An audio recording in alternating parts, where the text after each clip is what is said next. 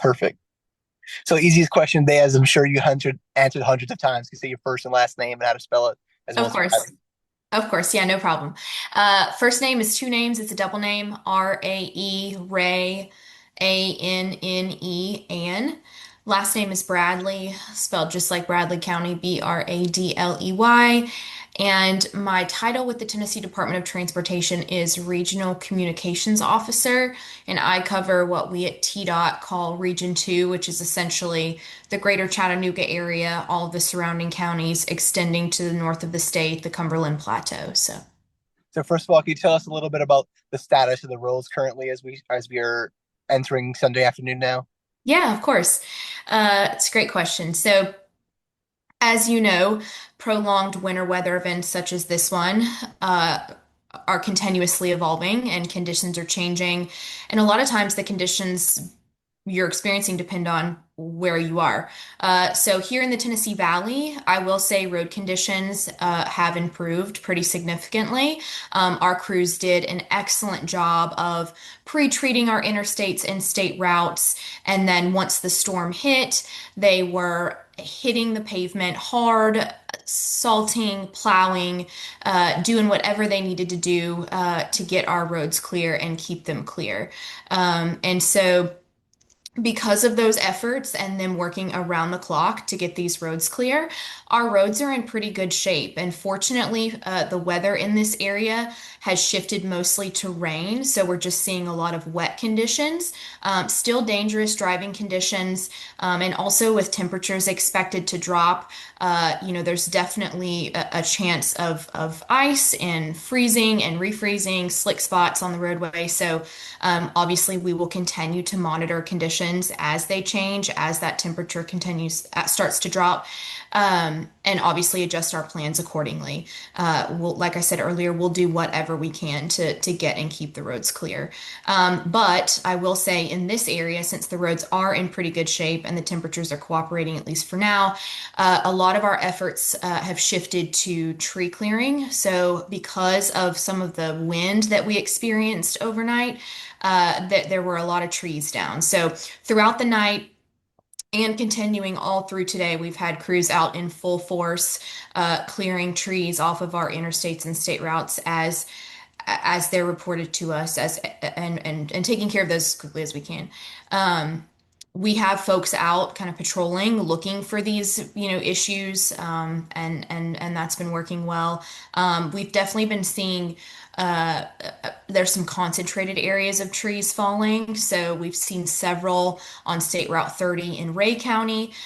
We've had crews out there pretty much all day. And then we've also seen several up on State Route 8 in Hamilton County. We kind of had a crew earlier today working their way up State Route 8 up the mountain and clearing several trees as they encountered them. So obviously we will continue to do that until it's no longer needed. But we've been working around the clock. We'll keep working around the clock.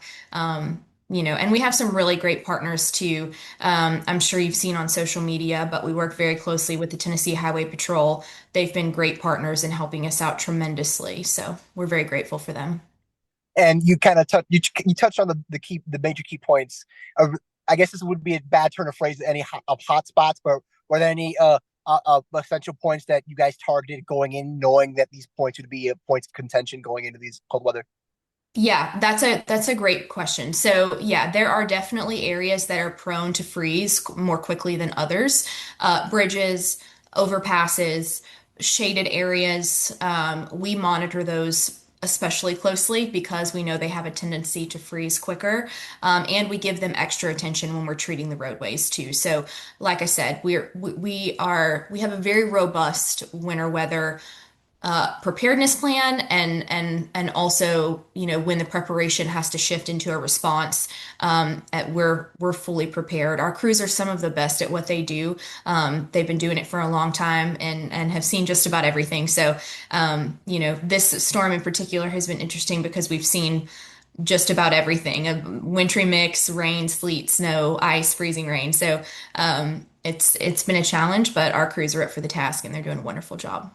Exactly. And now we're seeing a bunch of rain, but like you said earlier, we're expected to get some freezing temperatures tomorrow, and that rain can easily turn to sleet or turn to the icy spots in the road. You just talk about give residents should still be staying off the roads tomorrow, regardless, even if it's just rain right now, it can easily Yeah. turn ice.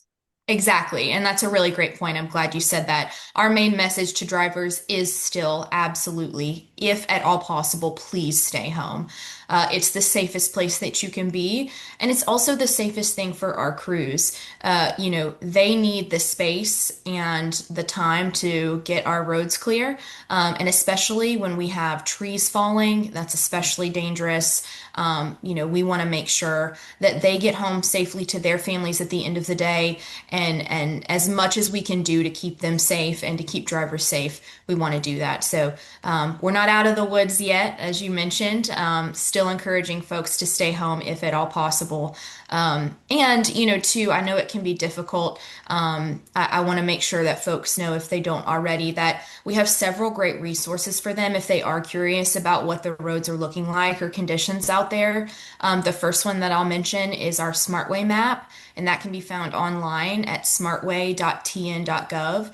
That's a great resource. Any road conditions, traffic incidents, things of that nature, any weather related closures, debris, trees, things like that that have fallen in the roadway, we'll be able to put that into that system. And so you can kind of you can pull up the map, you can look at the map, you can kind of see based on where you are and potentially where you need to go, what's kind of going on in between, and plan your route accordingly. So that's a really great resource. There's also a camera feature on there where folks can toggle that filter onto the map, and they can look at some of our ITS camera like live feeds and see what the roads are looking like for themselves. So it's another really great feature I always like to plug and recommend to folks, especially during times like this where stuff is kind of happening and changing constantly. So they can also follow me on X. My handle is Ray and TDOT. And as I'm sure you've seen, I have been and will continue to post updates as I receive them on road conditions,